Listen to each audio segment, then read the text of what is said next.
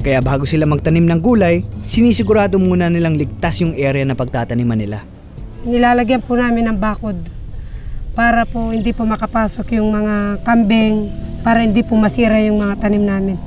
Tsaka protection na rin po sa aming pamilya kasi unang-una po mataas po yung pinagtataniman namin, baka mahulog po sila. Tama!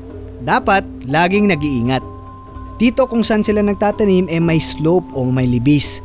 Dapat talaga lagi mag-ingat para hindi ka madulas. Lalong-lalo na pag umuulan. Kaya dapat hindi mawawala ang mga malalaking puno sa kabundukan.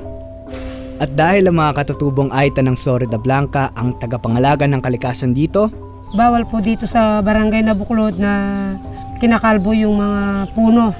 Kung alimbawa po, magpuputol ka ng puno, dapat papalitan mo po yun.